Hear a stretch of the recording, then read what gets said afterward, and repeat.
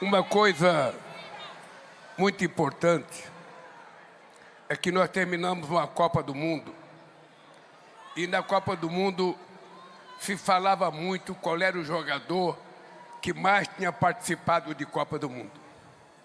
O Pelé, que foi o grande astro do futebol do século XX, considerado o atleta do século, só disputou 4 Copas. Das 4 Copas, ele só jogou 14 jogos. Ele jogou 4 jogos na primeira Copa, jogou 2 na segunda, jogou 2 na terceira e jogou a Copa inteira em 1970. Mas só jogou 4 Copas. Então, o Messi e o Cristiano Ronaldo me parece que estão passando para a história como os 2 únicos jogadores que participaram de 6 Copas. O que eles não sabem é que essa Copa minha é a 7ª. O que ele não sabe é que eu já fui candidato em 89, já fui candidato em 82, em 94, em 98, em 2002, em 2006, em 2022. Sendo que nós ganhamos, se eu ganhar essa, são 4 Copas.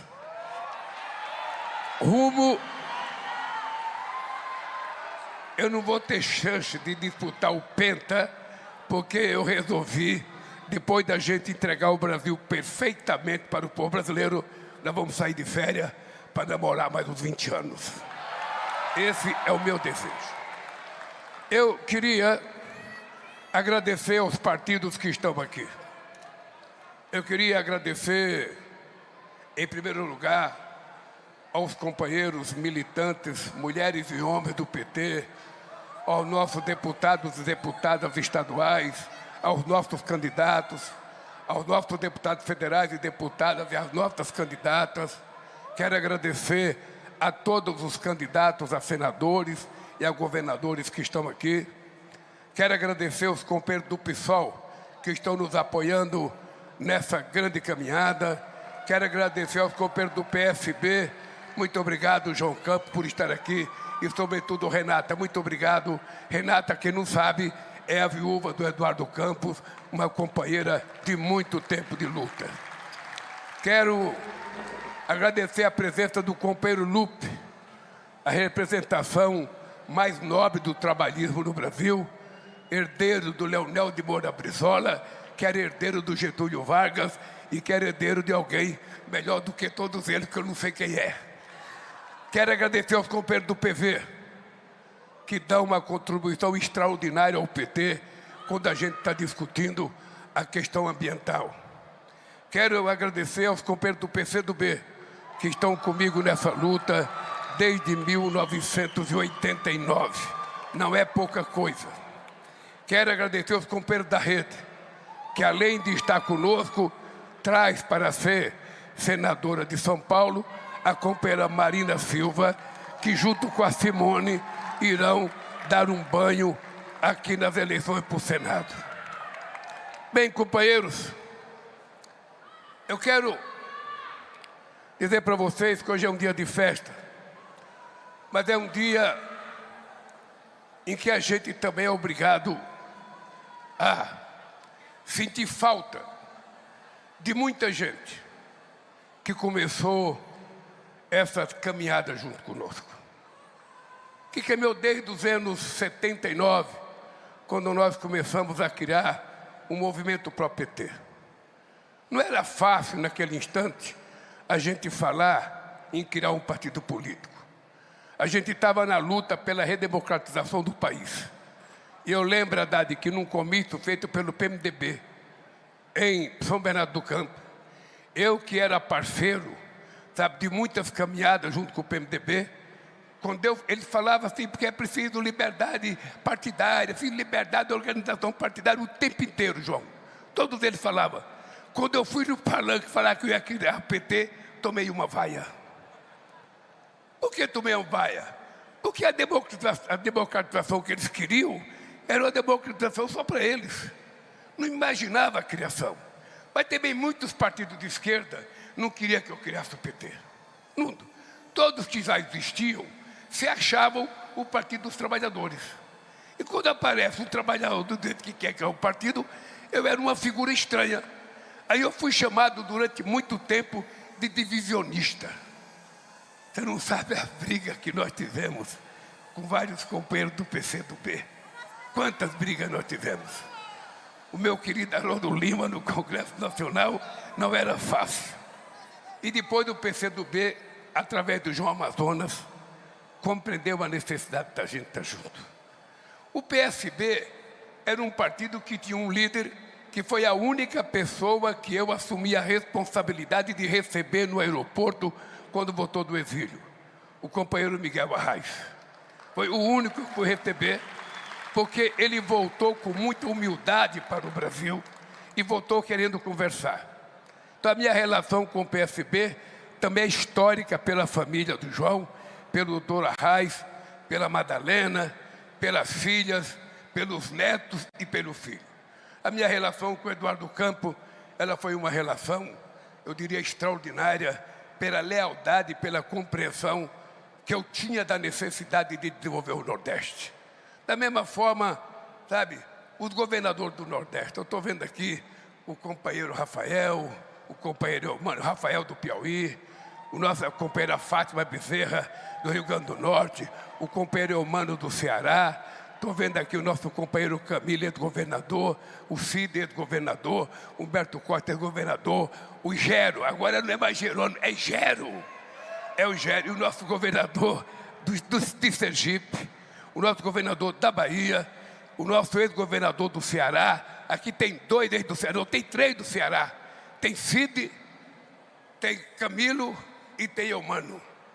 Então eu sou muito feliz, sabe, de estar com vocês nessa caminhada, sabendo que tem outros companheiros que gostariam de estar aqui, para a gente poder discutir um pouco o futuro desse país.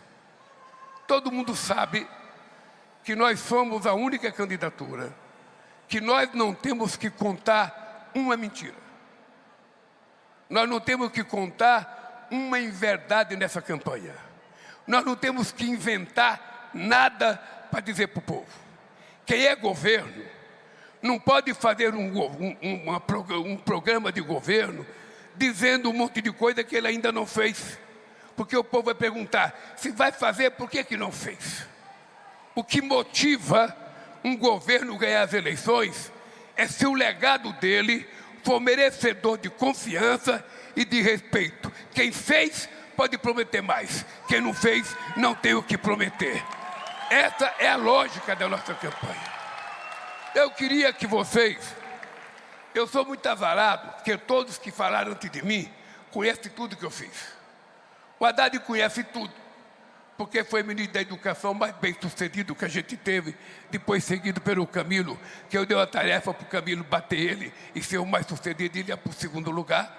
E agora entrou o nosso companheiro, o ministro, sabe, Léo, que eu falei que tem que bater o Camilo. Então logo, logo vocês dois estarão, sabe, em 2º ou 3º lugar, porque o Léo vai ser o primeiro. E assim por diante, o Alckmin sabe tudo, porque eu, quando ganhei as eleições, eu tinha uma preocupação de escolher um ministro da Indústria e Comércio. Uma pessoa que conhecesse de indústria, que conhecesse de tecnologia. E eu fiquei procurando. Não foram poucas as conversas que eu tive com muita gente importante do... Ô Genuíno, tudo bem? Hoje tua salva de palmas para o Genuíno, que ele está aqui.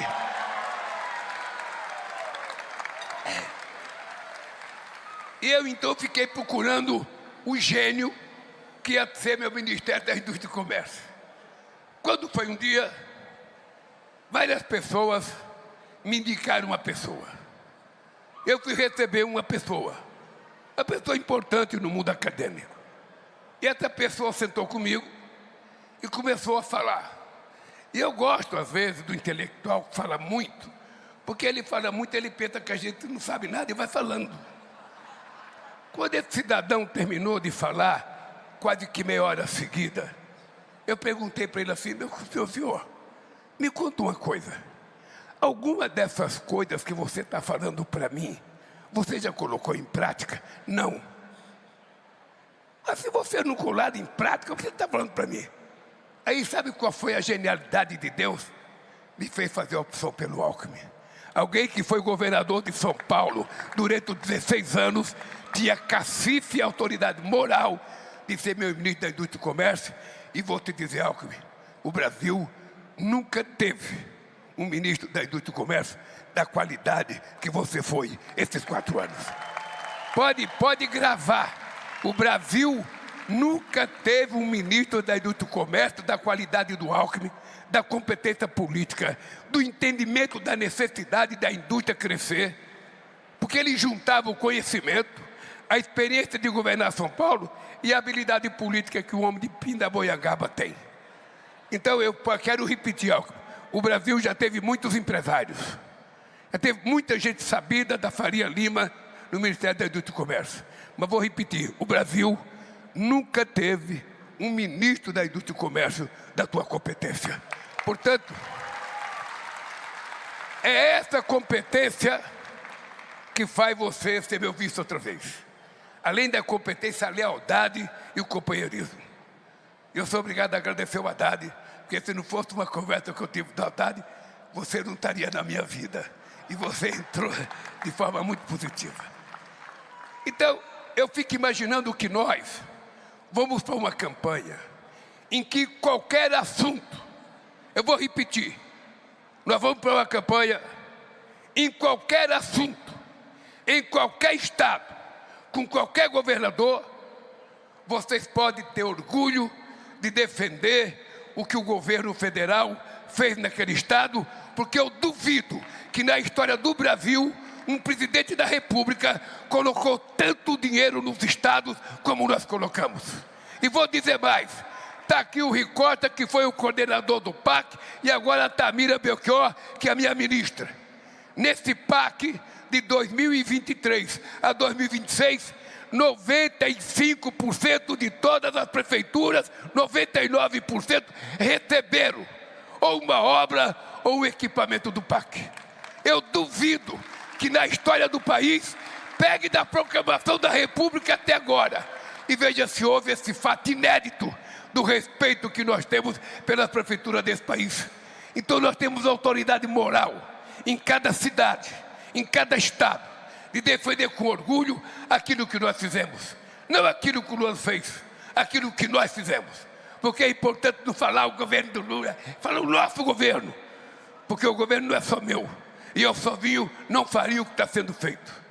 Eu duvido que quando a Sonia Guajajara for discutir, junto com o meu ministro do povo indígena, quem fez mais pelos indígenas, quem demarcou mais terras, eu duvido que tenha alguém no Brasil que tenha feito o que nós fizemos. Fizemos tudo? Não. Lógico que não dá para fazer tudo. Mas a gente vai caminhando. Deus levou 7 dias para fazer o mundo e ainda não acabou. Porque só vai acabar o dia que a gente acabar com o jeito ruim no mundo, sobretudo com a violência de homem contra a mulher desse país. E o PT tem que ter coragem, o meu governo tem que ter coragem de dizer alto e bom som: não tem problema que eu perca algum voto, mas não é necessário e não é possível.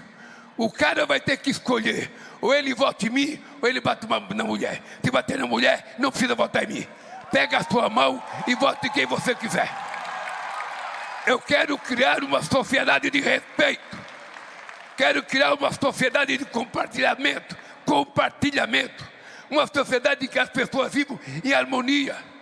Porque o casal, quando briga, ele passa o exemplo para a família, para as crianças que não tem nada a ver, que não pediram para vir ao mundo. Portanto, a luta contra a violência contra a mulher não é luta das mulheres, é luta de nós homens, que somos os violentos, que achamos que somos donos dela. Nós namoramos, achamos que somos o dono da namorada.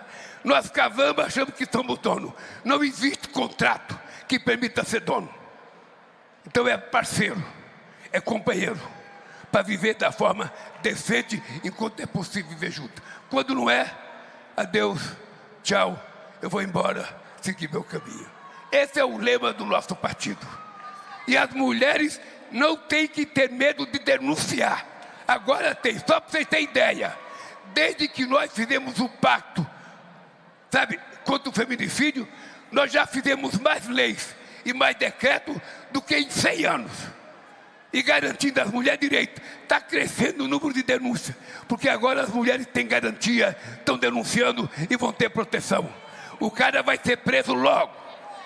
E ainda esta semana eu sancionei a lei do PIX para a mulher receber pensão, do caloteiro que não quer pagar pensão para as crianças que ele pôs no mundo.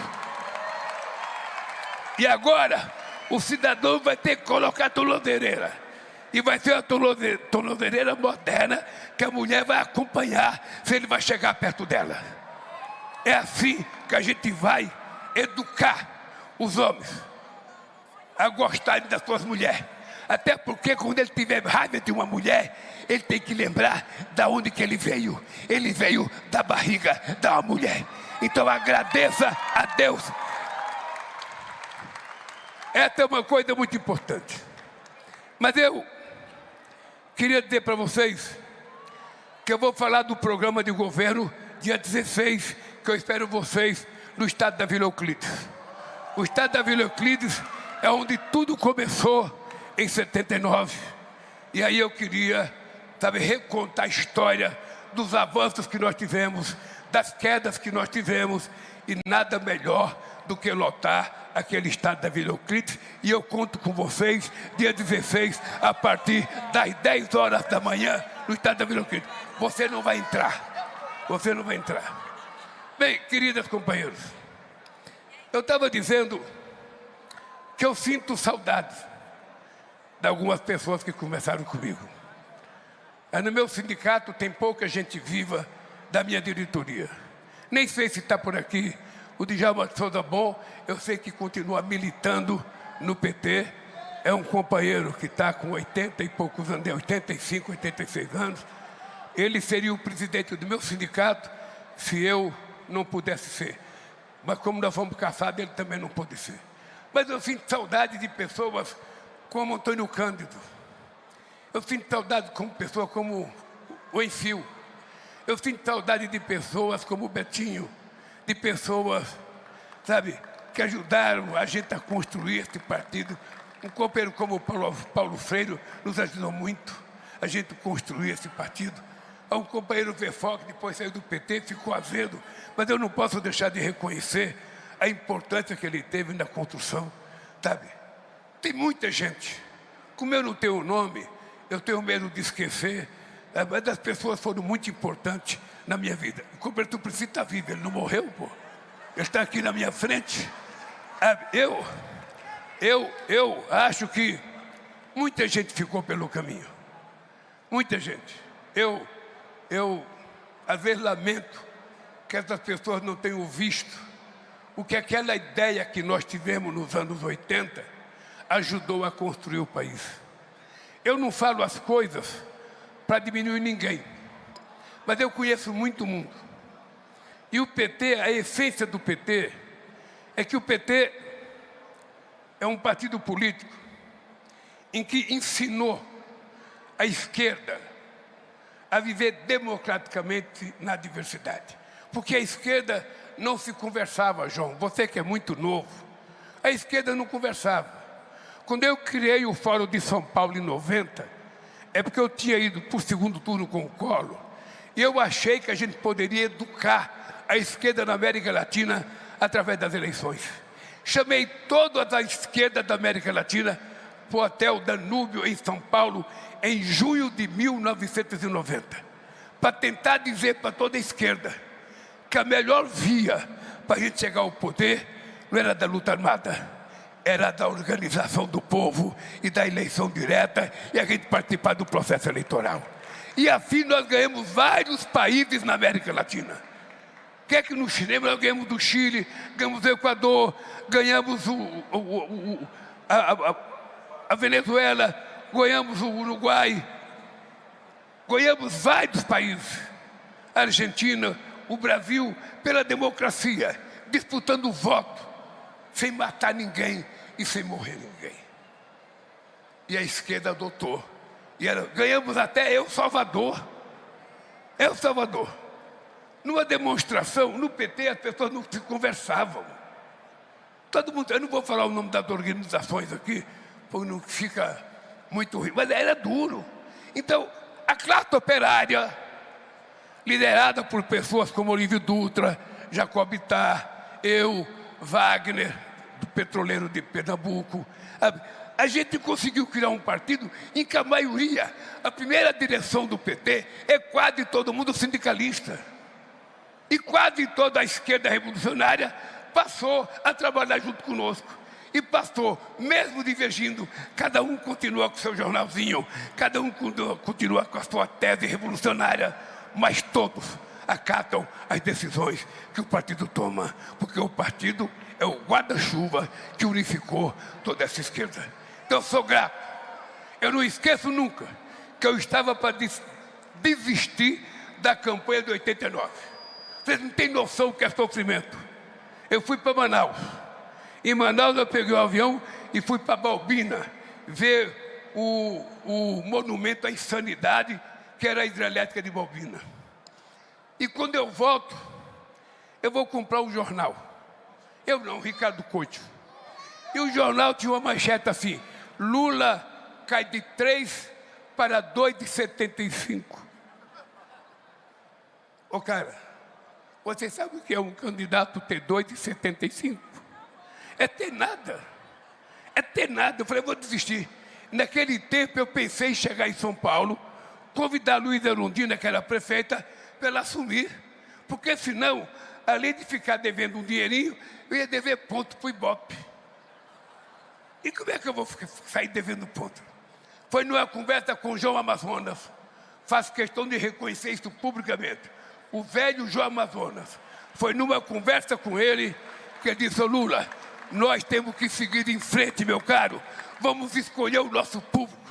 E fizemos uma definição de falhar para a classe trabalhadora, falar para a classe trabalhadora organizada.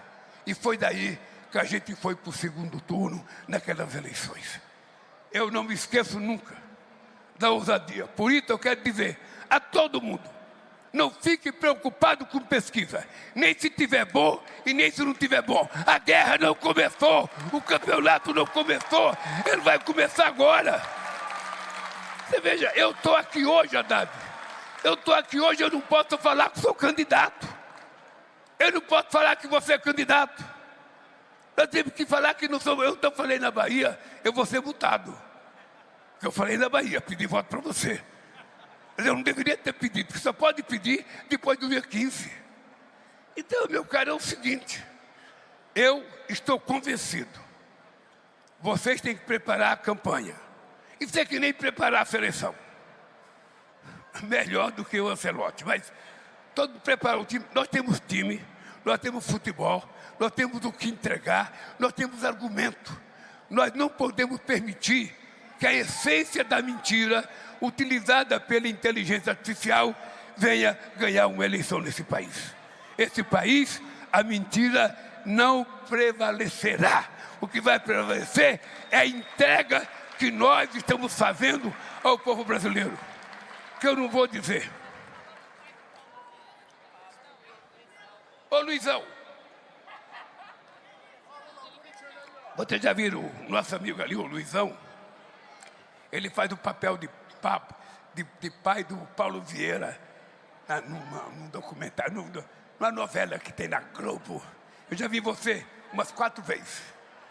Quando eu tenho tempo, a gente já fala: vamos ver aquele negão bonito, Luizão, contando mentira lá.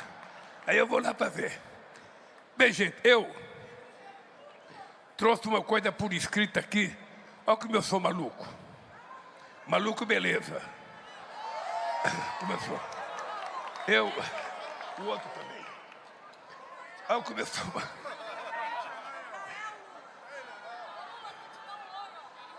Peraí, vou te dar um abraço, cara. Mais do que um oi. Não, o outro, esse outro amor. Esse de cima, só esse aqui, essa folha. Essa folha. Tá bom. Deixa eu falar para vocês.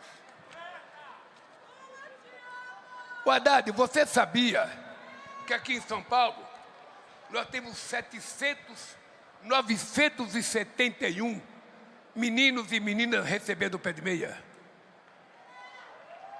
Aquele programa que nós criamos achando que podia dar certo ou não, no Brasil já receberam pé de meia 7.200.000 jovens. E só aqui na capital, só no estado de São Paulo, são 971. Pegue o seu estado para ver quantos já receberam. Pegue. Uma revolução que nós fizemos para garantir que as meninas e os meninos não desistissem da escola para ajudar no orçamento da família.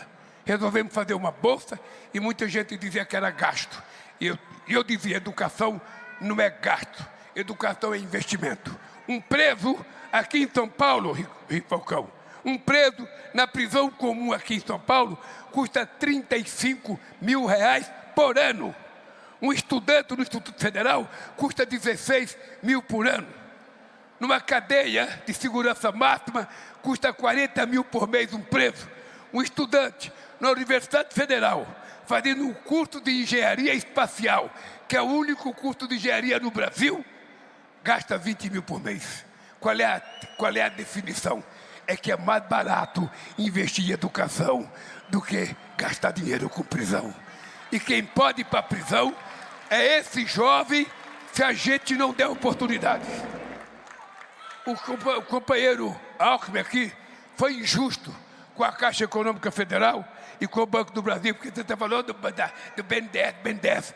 Nós temos que dar a Caixa Econômica e o Banco do Brasil, o BAD e o BNB, jogam um papel muito importante no desenvolvimento da economia desse país. Cada um com a sua característica. O BNDES, Luiz, é um banco bom. Pense num banco bom. Mas também só empresta dinheiro para quem não precisa. O cara tem que ter dinheiro, a exigência é tanta que o BNDES vai emprestando. Mas eu estou sabendo, Luiz, inclusive para o Nordeste. Quanto foi para o Nordeste? Nesse semestre, aumentou o investimento, empréstimo para o Nordeste, João, em 186%. Porque o BNDES não tinha caixa preta, como aquela coisa dizia. O BNDES tinha dinheiro para emprestar para o desenvolvimento. Como ele não queria fazer isso, ele preferiu dizer que tinha uma caixa preta. Ficou 4 anos.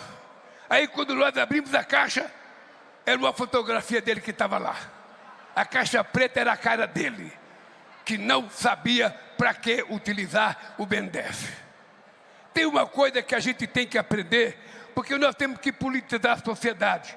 A gente não tem que brigar, a gente tem que politizar. A gente tem que esclarecer. Porque, veja, tem gente que é palmeirense porque é palmeirense. Eu não vou convencer a virar corintiano. Tem gente corintiano que é corintiano, eu não vou conseguir virar palmeirense. E assim também tem na religião e tem na política. Ó, tem cara que é bolsonarista porque é bolsonarista. Mas tem um monte de gente que não é. E que nós precisamos convencer. Para que serve a nossa boca, a nossa língua? Para que serve o dom da palavra? Não é para a gente criar slogan. Por exemplo, eu estou vendo a menina da UFES, estudante de luta por uma nova escola.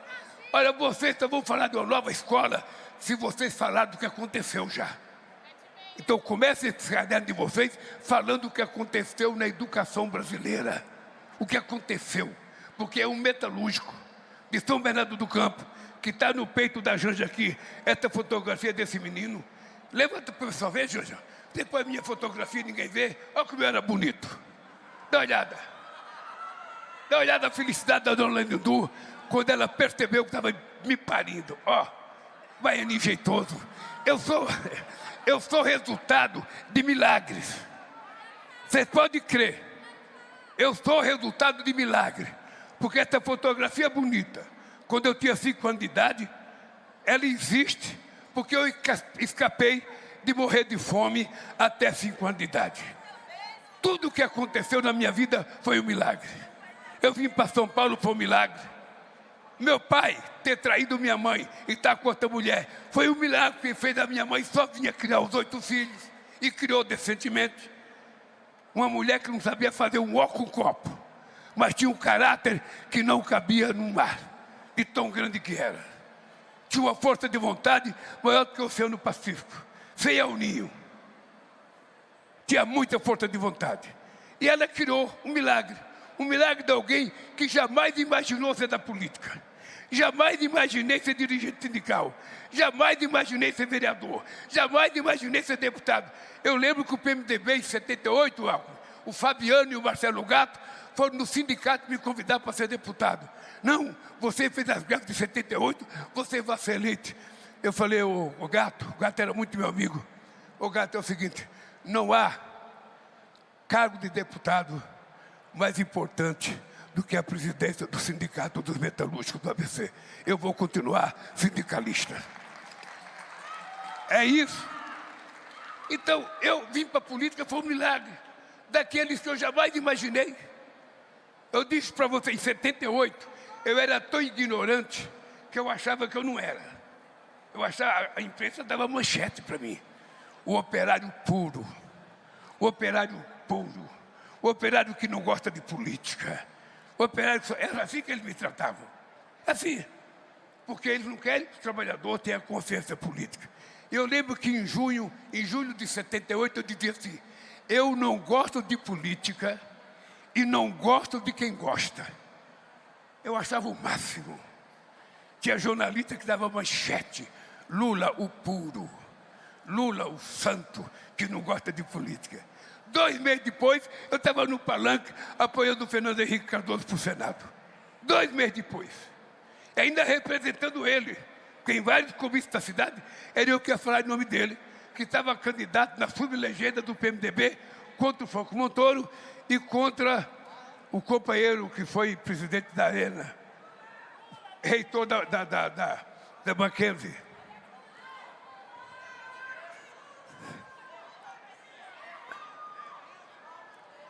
Hein? Ah, meu amigo Cláudio Lembo, tá? Pessoa com quem eu tive uma bela amizade e um homem de respeito. Sempre me tratou com muita deferência. Então, companheiros, tudo que eu era, não era para eu estar aqui hoje. Se eu estou aqui hoje, tem 2 milagres. Um de Deus e o outro de vocês. Porque um dia, vocês acreditarem, eu não esqueço nunca quando na convenção do PT em 89, o Eduardo Jorge me lançou candidato a presidente. Eu fui para casa pensando, esse Eduardo Jorge é meu inimigo.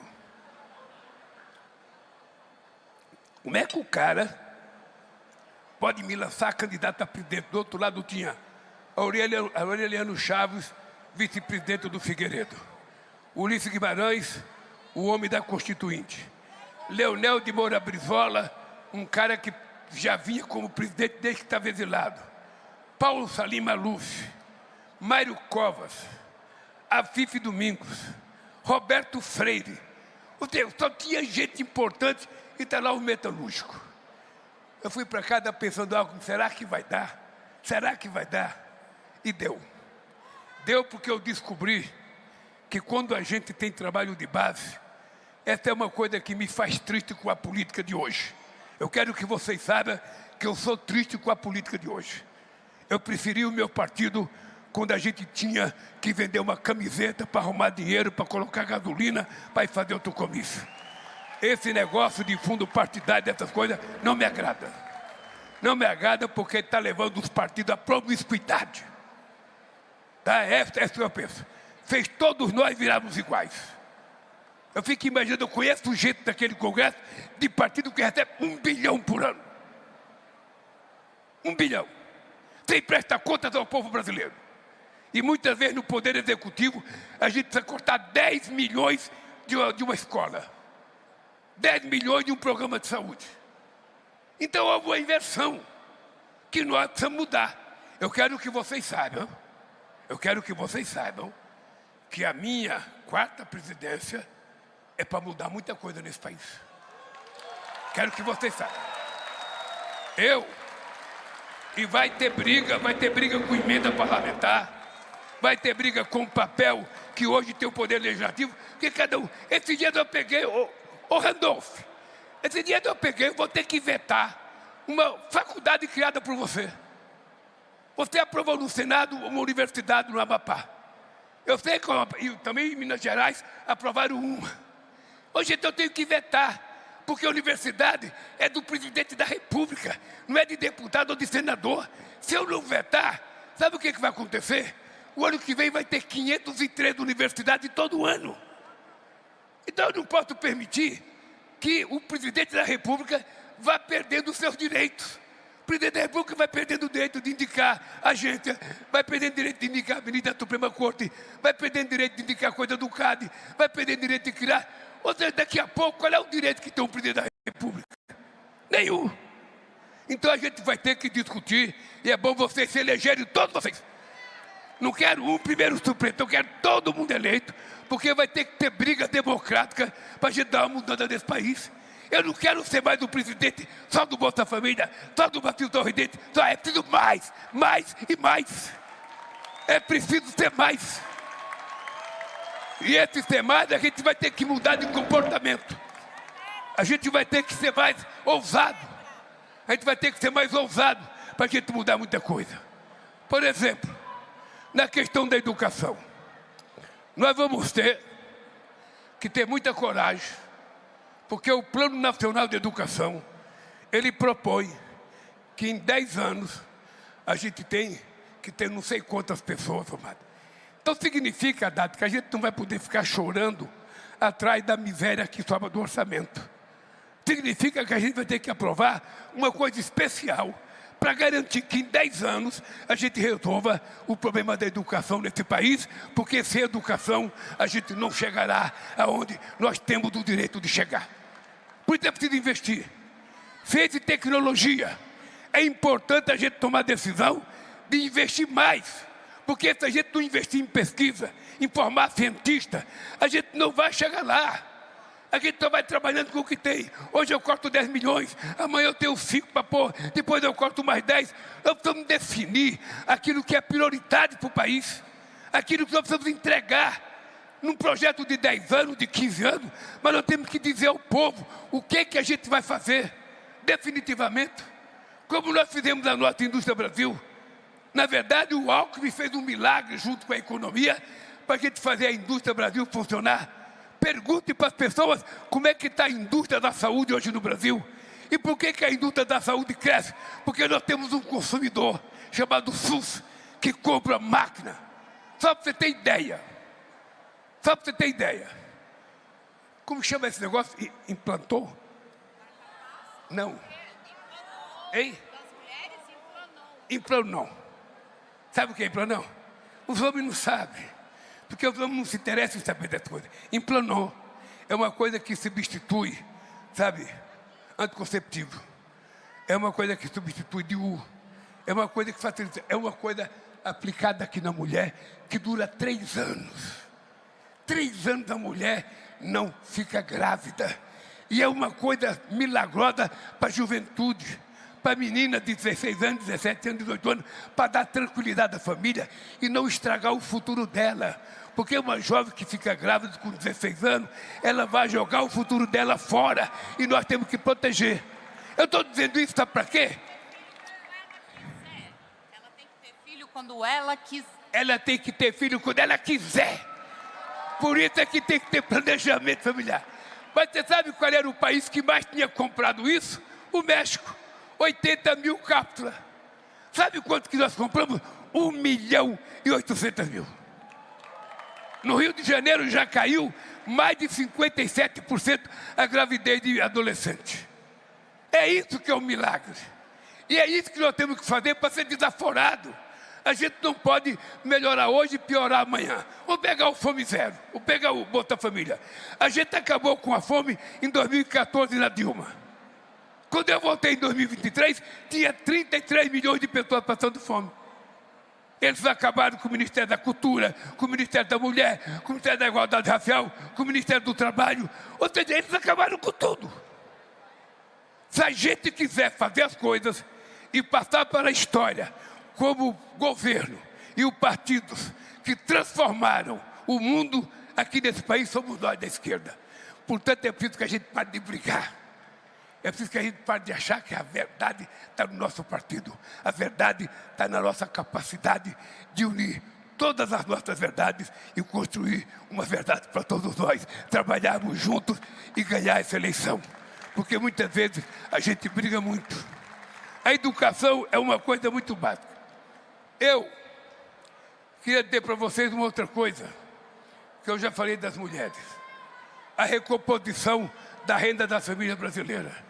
Essa é uma coisa que a gente não pode deixar de a cada ano a gente recuperar um pouco da renda das pessoas. E aí eu quero agradecer ao Haddad pela coragem e pela habilidade de negociar e a gente aprovar uma política tributária que estava há 40 anos esperando. E ainda mais, o mesmo Congresso que eu tanto critico é o Congresso que aprovou por unanimidade a isenção de imposto de renda para quem ganha até 5 salários, 5 mil reais. Aliás, uma coisa que eu vou dizer para vocês, se a gente não fez do reajuste, se a gente não fez o reajuste da tabela do imposto de renda para essa gente, ele vai diminuir os 5 mil. Portanto, a gente vai ter que cuidar de corrigir o que nós não fizemos. Porque quando a gente erra, nem sempre quando a gente acerta, a gente é reconhecido. Mas quando a gente erra, a gente toma porrada que não acaba mais. Então eu acho que a gente tem que fazer as coisas certas. É por isso que o Lulinha, aquele menino da dona Lindu, que vocês já ajudaram a chegar onde eu cheguei, porque se não fosse vocês, eu fico imaginando o heroísmo de vocês. Eu pego um cara intelectual, está aqui, um intelectual do Rio de Janeiro. Sabe, eu fico imaginando o seguinte, um intelectual levantado de manhã para ir para a urna, para colocar o voto dele para presidente, para um cara que só tem 4 anos de escola. Isso é uma coragem revolucionária, cara. É uma coragem. A Luísa Mercadante, com tudo que ele aprendeu na Unicamp, depositar o voto no Lulinha, que ele sabe que é metalúrgico. Eu falava menos laranja. Tudo que era feminino eu falava, laranja era mulher. Então, eu não falava produção de laranja, eu falava menos laranja, não, menos laranja sofisticada era menos. Hoje eu já falo en passant. Hoje eu já falo até coisas que eu não sabia falar. E de vez em quando a Janja me ensina a falar outras coisas. Mas eu quero dizer para vocês, companheiros e companheiras, que nós temos 5 compromissos para cuidar desse país. Prestem atenção, anotem o que eu vou dizer aqui, porque é para vocês cobrarem a imprensa também. Por favor, parem de olhar o celular e anotem aqui o que eu vou dizer. Eu sou candidato pela 4ª vez para resolver definitivamente o papel da educação nesse país. Eu sou presidente pela 4ª vez porque eu quero pagar uma dívida com os idosos desse país. É preciso que a gente saiba que a nossa população envelheceu e é importante que a gente saiba que nem sempre o filho que a mãe pariu cuida dela quando ela está velha, da mesma forma que ela cuidou dele quando ele fazia xixi e fazia cocô nas fraldas. Era ela que cuidava dele, ela que ensinou ele a comer, ela que ensinou ele a andar, ela que acordou de madrugada para matar a fome dele com mamadeira ou com o peito. Então nós temos muitos velhos abandonados hoje. Muitas pessoas que a família não quer, porque tem algum tipo de doença. Se tiver mal de Parkinson, mal de Alzheimer, coisa, as pessoas não querem. Aí o velhinho fica escondido numa sala, na frente da televisão. E eu quero, essa é uma coisa que eu sonho e eu vou fazer. Nós precisamos criar um programa para o idoso, não para ele ficar trancado. Queremos que ele tenha um lugar em que ele possa nadar, possa dançar, possa ler, possa ter filme, possa caminhar, possa fazer o que ele quiser, até namorar se ele encontrar uma parceira. Então, estejam preparados. Estejam preparados. Eu estou pensando isso, não é porque eu tenho 80 anos, não, porque eu tenho 80 anos, mas eu quero que vocês saibam. Isso é uma confissão minha. Hoje, com 80 anos, pelo fato de ter me preparado, eu estou infinitamente melhor do que quando eu tinha 57 anos, que eu tomei posse do meu primeiro mandato. Sabe por quê? Porque eu tomei uma decisão na minha vida. Eu não vou conseguir parar a rotação da Terra. Ela vai continuar rodando. Portanto, os anos vão passando. Eu não vou conseguir parar a rotação, a Terra gira, os anos passam, e o ano que vem eu já tenho 81. Com o que eu quero brigar, Daratini? Eu quero brigar com a velhice. Eu quero brigar com a velhice. Por isso, eu levanto 5h30 todo dia. Por isso eu faço perna. Por isso eu faço braço. Por isso eu ando 1 hora. E hoje eu corro a 8 km por hora, coisa que eu não andava a 4,57. Porque eu quero vencer a velhice. Eu não quero andar arrastando as pernas. E é por isso que eu digo para as pessoas de idade, se mexam, pelo amor de Deus. Não é o médico que vai curar você, porque você só procura o médico quando você está precisando dele, porque você já está doente. Evite, você pode evitar. Melhore a qualidade da comida. Faça mais exercício. Se tiver que beber, beba com cuidado. E bebida boa. Não beba. Então, gente, eu quero provar pelo seguinte: quando a gente tem uma causa, todos nós temos que ter uma causa. A gente não pode nunca acordar dizendo: eu estou cansado, eu vou desistir, não está dando certo, como a vida é dura. Gente, ninguém tem o direito de acordar assim. Ninguém. Quando você acordar, cara, estica o peito. Se estiver cansado, anda um pouco. O que você não pode fazer é estar cansado de botar a bunda no sofá e ligar a televisão. Ande um pouco, vai comprar pão, vai passear com a sua mulher, vai andar com seu neto, vai andar com seu cachorrinho, vai andar sozinho. Você que cuida da sua vida. Não é plano de saúde, é você. Você pode evitar metade dos gastos que você tem com a saúde se você fizer o que a natureza manda você fazer. Eu aprendi isso. Aprendi isso. Por isso, queridos companheiros, eu estou inteiraço. Por isso, quando o Alckmin falou que eu sou um menino, é verdade. Quase que eu peço para a Janja, grita e diz que é verdade, Janja. Grita, Janja. É verdade. Para dar uma moral para mim, que eu estou precisando de uma moral. Outra coisa importante, a questão da defesa. Eu quero pedir para a esquerda, para mulheres e homens, parar com essa bobagem de achar que a gente não tem que ter preocupação com a defesa. Esse país tem 16.800 quilômetros de fronteira seca. Esse país tem 8.000 quilômetros de fronteira marítima. Além da nossa fronteira, nós temos 5.700.000 quilômetros de água sob a nossa responsabilidade. Esse país tem a maior floresta tropical do planeta. Esse país tem 12% da água doce do mundo. Esse país tem uma riqueza mineral que a gente não sabe ainda quanto temos. E esse país tem 210 milhões de preciosidade, que são homens, mulheres e crianças que nascem nesse país. E nós precisamos investir na defesa.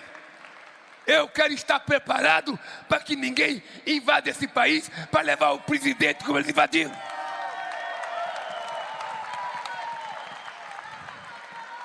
Eu quero estar preparado para a paz. Quero estar preparado para a paz. Não é para a guerra. Quero estar preparado para ninguém ousar se fazer de besta conosco. Tá? Então é importante saber que nós precisamos investir na indústria da defesa. O Aloysio Mercadante tem ajudado com o BNDES e vai ajudar mais. Porque nós precisamos saber da importância da defesa. A Europa agora, depois da guerra da Ucrânia, a Europa ela está investindo 800 bilhões de euros. 800 bilhões. A Inglaterra está investindo, o Japão está investindo, a Alemanha está investindo. E nós? Haddad, quando eu cheguei na presidência da República em 2003, você sabia que o soldado brasileiro era liberado às 11 horas da manhã porque não tinha dinheiro para o almoço? Vocês sabiam? Vocês sabiam que todos os aviões que a FAB tem, fui eu que comprei? De lá para cá não se comprou mais nenhum. Vocês sabiam? Eu pergunto para eles por que não tinha. Não tinha porque isso nunca foi preocupação. E eu quero me preocupar. Quero me preocupar. Eu sei que aqui tem muita gente que tem um trauma por causa dos 23 anos de ditadura militar. Ô, gente, mas o tempo passa. a gente evolui. A gente precisa saber o seguinte: se a gente não tiver seguro, qualquer dia alguém se mete a besta conosco. E eu quero estar preparado. E preparado investindo em tecnologia, Haddad. Ô Aloysio, investindo em tecnologia. Investindo nas coisas mais modernas que a gente pode. Por que um país do tamanho do Brasil não tem uma fábrica de drone? Como é que a gente vai controlar 16 mil quilômetros de fronteira, sabe, a pé? Se você não tiver drone, você não controla a fronteira. Então é o seguinte, eu quero que vocês saibam que eu vou levar a sério essa questão da defesa no meu 4º mandato. Eu quero que vocês saibam que eu vou levar muito a sério esse negócio de terras raras e minerais críticos. Tem muita gente metendo o dedo no nosso nariz, Alexandre Silveira. Tem muita gente metendo o dedo nas nossas terras. Isso vai parar. Isso é um patrimônio do povo brasileiro. Quem tem que lucrar com isso é o povo brasileiro. E nós temos que utilizar a nossa capacidade de investimento, de conhecimento científico e tecnológico, para a gente ser dono, de explorar, de transformar e de usar. Por que a gente não pode fazer bateria elétrica? Pode. Se a gente ficar só formando advogado, cientista político, a gente não vai. Nós temos que formar cientista. Tem o cara especialista naquilo. Seu filho da mãe, se for preciso, você vai para a China. Se for preciso, você vai para Garanhuns. Se for preciso, vai para qualquer lugar. Mas você vai ter que estudar aquilo que o nosso país precisa. É isso. Nada contra advogado, que eu estou sempre precisando de advogado. Mas eu acho que nós temos que formar, investir mais em matemática, muito mais em inteligência artificial. Esse mundo digital é uma loucura. Então nós temos que induzir a meninada a estudar isso. Matemática, está ali o nosso professor de matemática, o governador do Piauí, o cara mais esperto que eu conheço no mundo, está ali. Só perde para o Trump de inteligência e de pretenda. Mas o Rafael é matemático. E ele sabe que a primeira faculdade de matemática desse país fui eu que criei no Rio de Janeiro. Para os alunos que forem campeão da matemática nas Olimpíadas, a gente faz um vestibular, os melhores vão fazer matemática no Rio, com direito a apartamento, com direito a almoço, janta e café de manhã, até se formar. Tá? É esse país que nós vamos fortalecer. E essa terra rara para nós, Alexandre, se cuide. Trate de cavucar direito, porque nem chinês, nem americano, nem francês vão meter o dedo na nossa terra rara e no nosso minerais críticos. Eu acho que o Brasil não precisaria de inteligência artificial. Um cara que tem eu, o cara que tem o Haddad, que tem o Aloysio Mercadante, que tem esses caras que estão tudo aqui naquela mesa, tanta gente inteligente, para que inteligência artificial? Mas já que ela existe, eu vou deixar minha modéstia de lado, vou achar que ela pode ser mais útil que eu, e nós vamos ter que investir muito em inteligência artificial. A Esther Dweck está investindo, está pesquisando, está indo atrás, e nós vamos ter uma reunião para definir o que a gente vai fazer. Outra coisa, Alexandre, é com você outra vez, a famosa transição energética.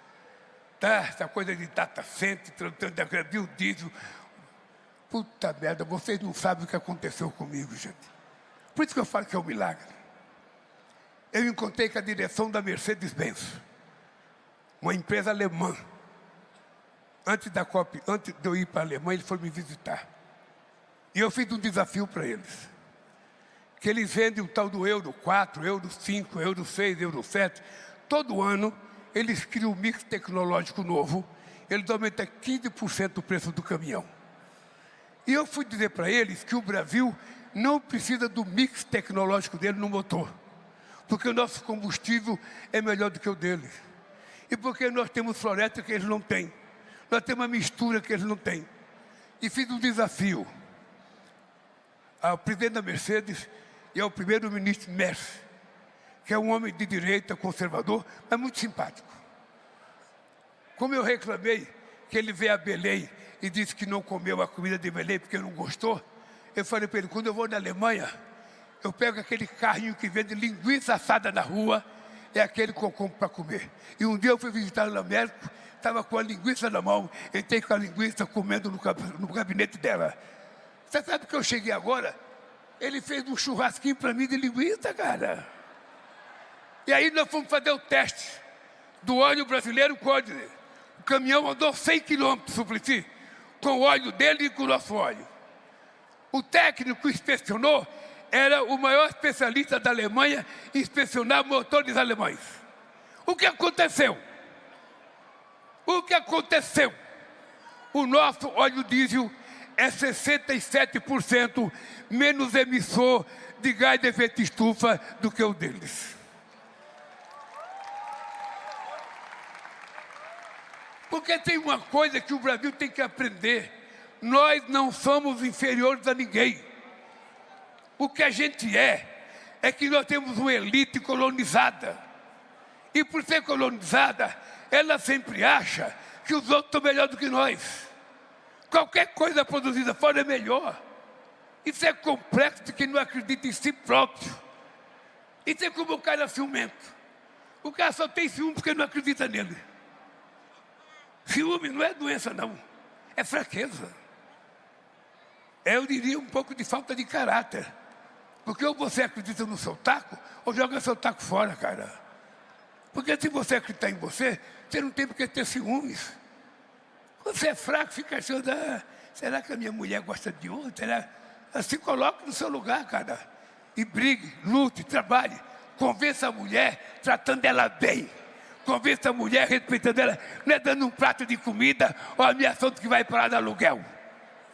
Siga o exemplo da Dona Lindu, Janja. Dona Lindu, analfabeta, mãe de 8 filhos pequenos, teve a coragem de largar do meu pai e morar num barraco e cuidou de 8 filhos e transformou o Lulinha nessa coisa bonita que está aqui falando com vocês hoje. Tá?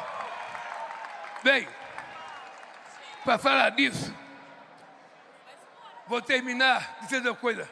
Vira e mexe, Alckmin. Vira e mexe, a gente vê nos jornais. Fulano de tal é um bom gestor. Fulano de tal é um bom não sei das contas. Fulano de tal pensa no futuro. O PT só pensa no passado. Eu não penso no passado.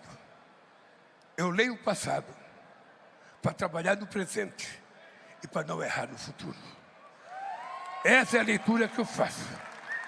E é por isso que eu tenho orgulho de ir numa convenção do meu partido. Eu, que nasci contra o Getúlio na política. Eu nasci criticando a legislação sindical porque era cópia fiel da Carta de Lavoro de Mussolini. Eu nasci assim, durante muito tempo. Hoje, porque a idade, ela serve para a gente aguçar a inteligência. Ela serve para a gente reparar erros nossos no passado. Porque de vez em quando, cada um de vocês tem que sentar na cadeira ou colocar a cabeça no travesseiro e saber onde que a gente errou, onde que a gente acertou, o que que a gente poderia ter feito, o que que a gente não fez. E hoje, eu digo para todo mundo e vou dizer aqui para vocês. Todos os professores que estão aqui, todos, jornalistas, todos, sem medo de errar. Pegue a história do Brasil a partir da proclamação da República. Marechal Deodoro da Fonseca, 15 de novembro de 1889. Pegue a história dele e de todos os presidentes da República que chegaram no governo até nós. E veja quantos presidentes da República fizeram política de inclusão social nesse país. Ninguém é obrigado a acreditar numa palavra minha. Eu quero que vocês pesquisem, estudem. Agora é só chegar no Google e perguntar. Google, o que é isso? Ele conta para vocês. Pesquise. E vocês vão perceber que tem 2 momentos importantes de inclusão social nesse país. O primeiro, do doutor Getúlio Vargas, que não era um operário, era um fazendeiro, com a criação do salário mínimo em 1936, que tirou o povo do abandono para dar um salário. Depois, em 1943, com a criação da CLT, que tirou o povo da semi-escravidão e deu direito, deu jornada de trabalho, deu férias, deu um monte de coisa para nós, que hoje muita gente acha ruim. Ah, CLT é ruim, é tudo coisa velha. Procure alguma coisa mais nova, porra. Procure, veja quem fez alguma coisa depois dele. Veja quem fez. Muitas vezes a gente fala contrato coletivo de trabalho. Contrato coletivo do trabalho pressupõe sindicato forte. Pressupõe sindicato forte. Sindicato fraco, Luizinho, não, Serginho. Sindicato fraco não faz contrato coletivo.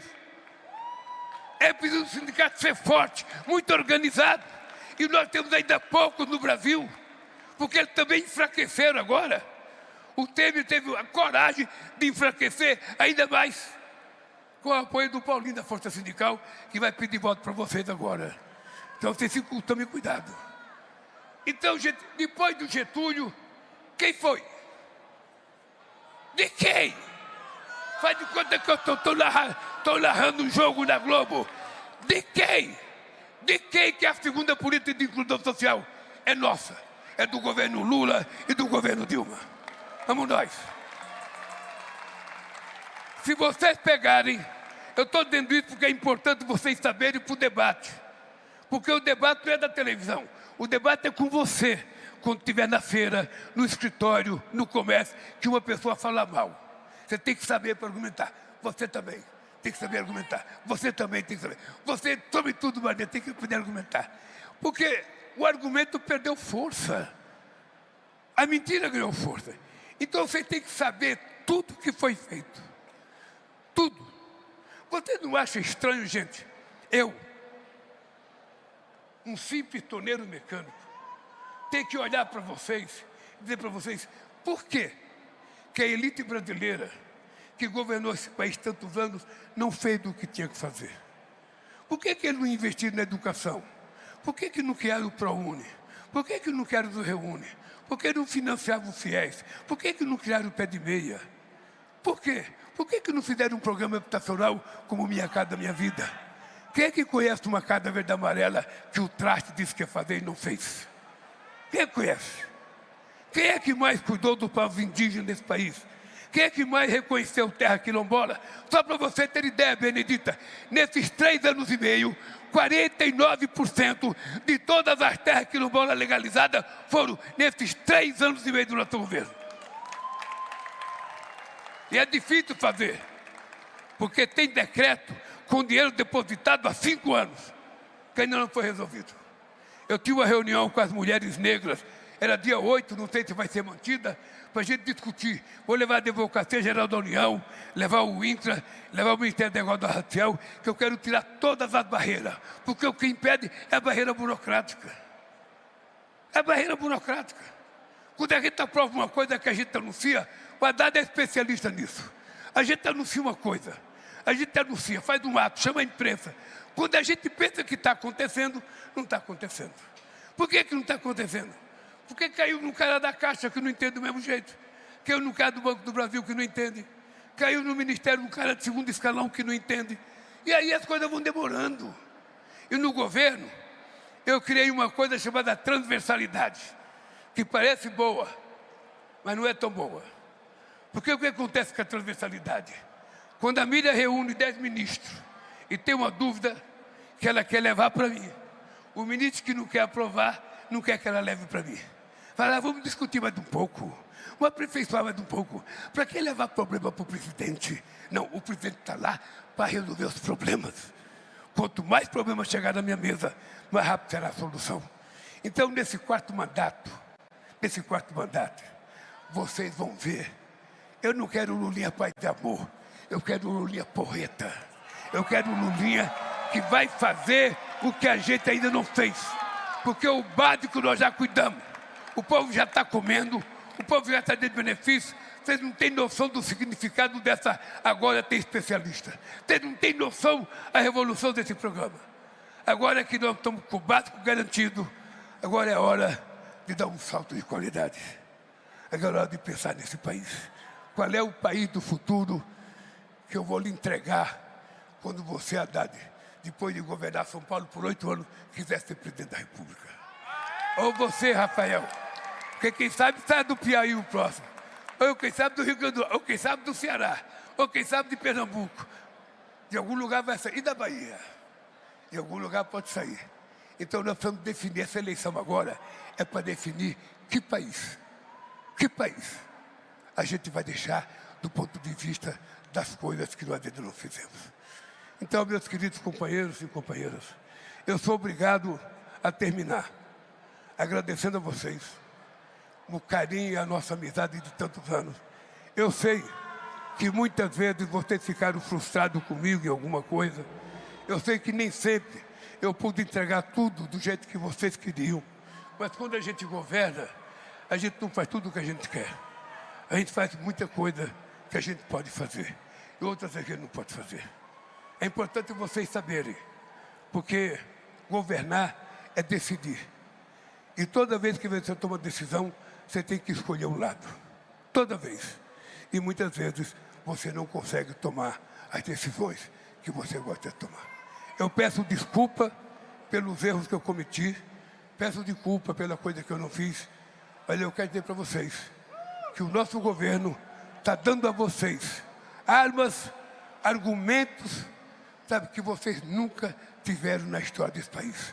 Você tem um governo que entregou mais do que prometeu e que vai entregar muito mais. Só depende de vocês. Um beijo no coração de vocês e até dia 16.